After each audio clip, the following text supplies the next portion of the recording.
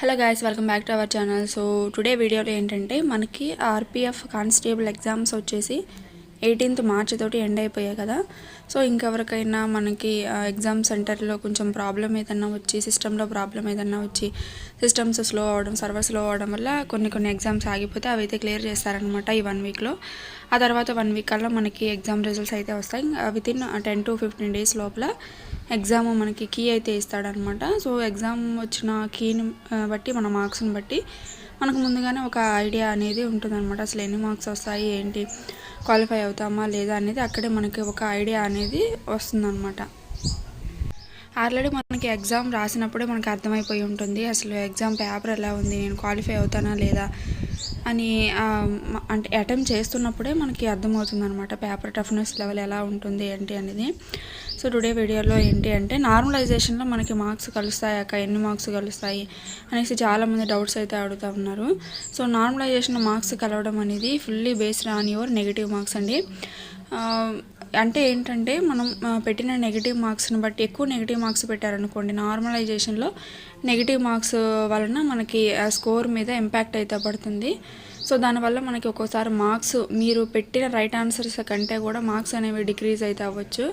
So ఫుల్గా normalisation process ఎలా ఉంటుంది ఏంటి అనేది కంప్లీట్ వీడియో అయితే చేశాను. సో పైన ఐకార్డ్స్ పైన ఇస్తాను, చివర లాస్ట్లో ఎండ్ స్క్రీన్లో కూడా ఇస్తాను, ఒకసారి అయితే చెక్ చేసుకోండి. సో దాన్ని బట్టి మీకు ఒక ఐడియా అనేది వస్తుందన్నమాట, మీరు ఎన్ని నెగిటివ్ మార్క్స్ పెట్టారు ఏంటి అనేసి. అందుకోసం అనేసి నేను ఫస్ట్ నుంచి చెప్తూనే ఉన్నాను నెగిటివ్ మార్క్స్ ఎవరు కూడా పెట్టొద్దు అనేసి. ఎగ్జామ్కి వెళ్ళే ముందు టిప్స్ కూడా ఇచ్చాను నెగిటివ్ మార్క్స్ పెట్టకుండా రండి అనేసి.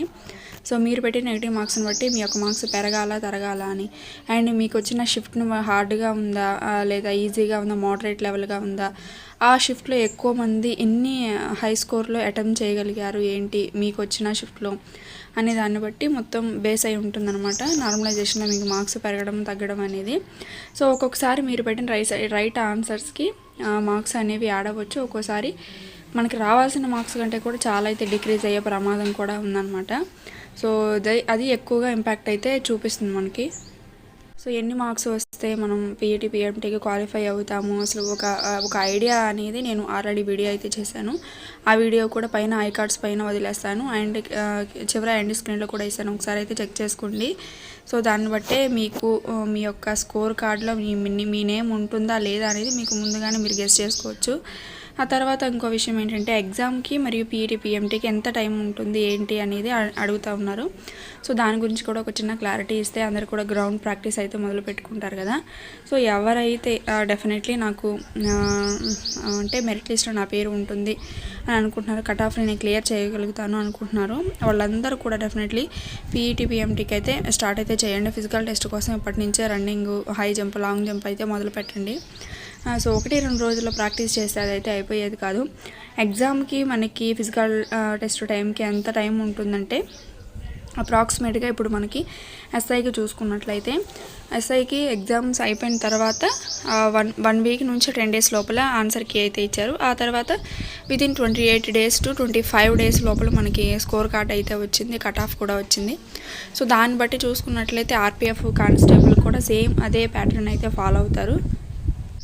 మార్చ్ 18th ఎగ్జామ్స్ అయిపోయాయి కాబట్టి సో ఈ నెల ఆఖరికి మార్చి నెల ఆఖరికి మనకి కీ అనేది ఇస్తారనమాట. సో వచ్చిన కీని బట్టి మన మార్క్స్ అనేవి మనం ఒక ఐడియాకి అయితే రావచ్చు. అండ్ ఆ తర్వాత వితిన్ 20 to 25 days లోపల మనకి score card and cut off కూడా ఇచ్చేస్తారనమాట. సో ఈ కట్ ఆఫ్ ఇచ్చిన తర్వాత మెరిట్ లిస్ట్ కూడా తీస్తారు, ఎవరు ఉన్నారు కట్ ఆఫ్లో ఎంతమంది 1:10 రేషియోలో మనకి పీఈటీ పీఎంటీకి అయితే పిలుస్తారనమాట. సో ఎప్పుడు ఎంత టైం ఉంటుంది అంటే మనకి ఎస్ఐ అండ్ కానిస్టేబుల్ అనేది కోరిలేటెడ్ జాబ్స్ కాబట్టి రెండింటికి కూడా ఒకేసారి మనకి 1 or 2 days గ్యాప్లోనే మనకి ఎస్ఐకి కానిస్టేబుల్కి రెండింటికి కూడా ఈవెంట్స్ అనేవి కండక్ట్ అయితే చేస్తారు. సో ఏప్రిల్ 20-25 కల్లా మనకి exams score card and cut off అయితే ఇచ్చేస్తారు. అండ్ తర్వాత మ్యాక్సిమం మేలో కానీ జూన్లో కానీ మనకి మే ఎండ్లో కానీ లేకపోతే జూన్ స్టార్టింగ్లో కానీ మనకి ఈవెంట్స్ అనేవి కండక్ట్ చేసే అవకాశం ఉంది. కాబట్టి ఎవరైతే డెఫినెట్లీ నేను కట్ ఆఫ్ రీచ్ అవుతాను అని నమ్మకం ఉన్నారో డెఫినెట్లీ మీరు ప్రాక్టీస్ అయితే మొదలు పెట్టండి. నేను ఫస్ట్ నుంచి చెప్తూనే ఉన్నాను. సో మన ప్రిపరేషన్ స్టార్ట్ చేసిన దగ్గర నుంచి కూడా చెప్తూనే ఉన్నాను. ఆ పీఈటీ పిఎంటీ కూడా ఈవెంట్స్ కూడా మీరు ప్రాక్టీస్ చేస్తూనే ఉండాలి. మన యొక్క సిబిటి ప్రిపరేషన్తో పాటుగా ఈవెంట్స్ కూడా ప్రాక్టీస్ చేస్తూ ఉండడం వల్లనే మీరు అందరూ కూడా రీచ్ అవ్వగలుగుతారని చెప్తూనే ఉన్నాను. సో ఎందుకు అంటే మనకి ఇక్కడ పీఈటీ పిఎంటీకి 1:10 రేషియోలో అయితే పిలుస్తారనమాట. సిబిటి 1లో ఎవరైతే కట్ ఆఫ్ క్లియర్ చేస్తారో సో ఆ కట్ ఆఫ్కి 1:10 రేషియోలో మనకి ఈవెంట్స్కి అయితే పిలుస్తారు. ఆ తర్వాత మళ్ళీ ఈవెంట్స్లో ఎవరికన్నా ఇన్ కేస్ క్వాలిఫై కాకపోతే మళ్ళీ తర్వాత సెకండ్ లిస్ట్ కూడా తీస్తామని అయితే చెప్పారు. 1:10 రేషియోలో మళ్ళీ తీస్తారు. సో కట్ ఆఫ్కి ఎవరైనా 1 or 2 మార్క్స్ కానీ లేకపోతే మైనర్ డిఫరెన్స్తో ఉన్న మార్క్స్ వాళ్ళు కానీ డెఫినెట్లీ మీరు మళ్ళీ సెకండ్ ఛాన్స్ అయితే మీకు ఉంటుందన్నమాట. పీఈటీ పిఎంటీకి అయితే పిలుస్తారు. అంటే సెకండ్ లిస్ట్లో మీ పేరు ఫస్ట్ లిస్ట్లో ఉండకపోయినా సరే సెకండ్ లిస్ట్లో 1:10 రేషియోలో మీ పేరు అయితే ఉండే అవకాశం ఉంది. కాబట్టి సో అందరు కూడా ఈవెంట్స్ అనేవి మొదలు పెట్టండి. సో ఇదనమాట ఈవెంట్స్ గురించి మీకు క్లారిటీ అయితే వచ్చింది అనుకుంటున్నాను. సో జూన్ 1స్ట్లో కానీ ఏప్రిల్ ఎండింగ్లో కానీ మనకి ఈవెంట్స్ అనేవి కండక్ట్ చేసే అవకాశం ఉంది. రిజల్ట్స్ వచ్చిన తర్వాత కట్ ఆఫ్ స్కోర్ కార్డ్ వచ్చిన తర్వాత పెద్ద మనకి టైం అయితే ఇవ్వరు. వితిన్ 1 మంత్లోనే మనకి కాల్ లెటర్ అనేది పంపిస్తారనమాట ఈవెంట్స్ కోసం. ఇదనమాట ఈవెంట్స్కి సంబంధించి. ఆ తర్వాత వచ్చేసరికి మనకి సెంట్రల్ ఫార్మాట్లో క్యాస్ట్ సర్టిఫికేట్ ఎప్పుడు తీసుకోవాలి, డాక్యుమెంట్ వెరిఫికేషన్ టైంకి తీసుకుంటే సరిపోతుందా లేక పీఈటీ పిఎంటీకి అంటే ఈవెంట్స్కి వెళ్ళే ముందే తీసుకోవాలా అని అయితే అడుగుతున్నారు. సో ఇక్కడ డాక్యుమెంట్ వెరిఫికేషన్ అనేది మనకి అప్లై చేసేటప్పుడు ఏమీ అడగరు. సో ఏ ఫార్మాట్లో అప్లై చేసినా సరే తీసుకుంటుంది అనమాట. సెంట్రల్ ఫార్మాట్లో అప్లై చేసిన, సచివాలయంలో అయితే తీసుకున్న, మీ సేవలో తీసుకున్న క్యాస్ట్ సర్టిఫికేట్ ఏ సర్టిఫికేట్ తీసుకున్నా సరే మనకి అప్లికేషన్ ఇచ్చేటప్పుడు అంటే ఆర్పిఎఫ్ నోటిఫికేషన్ పడితే అప్లికేషన్ చేసేటప్పుడు తీసుకుంటుంది, నో ప్రాబ్లం. బట్ ఇక్కడికి వచ్చేసరికి మీరు ప్రతి స్టేజ్లో మీకు సిబిటి క్లియర్ అయిపోయిన తర్వాత ఈవెంట్స్కి పిలిచే ముందు డాక్యుమెంట్ వెరిఫికేషన్ చేసి మాత్రమే మీకు ఈవెంట్స్ అనేవి కండక్ట్ చేస్తారు. మళ్ళీ ఆ తర్వాత డాక్యుమెంట్ వెరిఫికేషన్ చేసి మాత్రమే మీరు మెడికల్ అయితే కండక్ట్ చేస్తారనమాట. సో ఈ యొక్క పీఈటీ పిఎంటీకి మరియు డాక్యుమెంట్ వెరిఫికేషన్కి అంటే మెడికల్కి ఈ టైం మధ్యలో కూడా ఒక డాక్యుమెంట్ వెరిఫికేషన్ అయితే ఉంటుంది. సో ఈవెంట్స్కి మనకి మెడికల్కి 1 month గ్యాప్ అయితే ఉంటుందన్నమాట. సో ఈ విధంగా అయితే జరుగుతుంది. సో సెంట్రల్ ఫార్మాట్లో మనకి క్యాస్ట్ సర్టిఫికేట్ అనేది ముఖ్యం కాబట్టి ఇప్పటి నుంచే మీరు ఒకసారి తెలుసుకోండి ఎలా తీసుకోవాలి ఏంటి అనేది. సచివాలయంలో అడిగినా కానీ ఇస్తారు సెంట్రల్ ఫార్మాట్లో ఎలా తీసుకోవాలి ఏంటి అనేది. దాని గురించి ఎలా తీసుకోవాలో ఫుల్ వీడియో కూడా చేశాను. ఒకసారి అయితే ఆ వీడియో చూడండి. ప్రాపర్ డాక్యుమెంట్స్ ఉన్నాయో లేవో ఒకసారి అయితే చెక్ చేసుకోండి.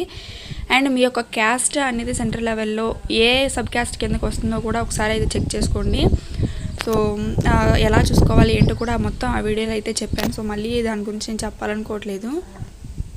ఇక్కడ ఎవ్రీ స్టేజ్లో మనకి డాక్యుమెంట్ వెరిఫికేషన్ అనేది జరుగుతూ ఉంటుంది కాబట్టి ముందుగానే తీసి పెట్టుకోండి. తర్వాత మనం ఇబ్బంది పడకుండా అయితే ఉంటాము. వితిన్ 1 year దాకా అయితే మనకి ఆ యొక్క క్యాస్ట్ సర్టిఫికేట్ అనేది పనికి వస్తుంది కాబట్టి మీరు మళ్ళీ తీసుకోవాల్సిన అవసరం అయితే ఉండదు. సో జాయినింగ్ అప్పుడు లేకపోతే ట్రైనింగ్ అప్పుడు మళ్ళీ ఒకసారి అప్డేట్ చేయించుకుంటే సరిపోతుందన్నమాట. సో ఇదనమాట వీడియో. ఇంకా ఏమన్నా మీకు డౌట్స్ కనుక ఉంటే నాకు కింద కామెంట్ చేయండి. దాన్ని బట్టి నేను ఒక వీడియో అయితే చేస్తాను అందరికీ యూజ్ అయ్యే విధంగా. వీడియో ఫుల్గా వాచ్ చేసినందుకు థ్యాంక్ యూ సో మచ్ అండి. అందరికీ all the best. Ground practice అయితే మొదలు పెట్టండి.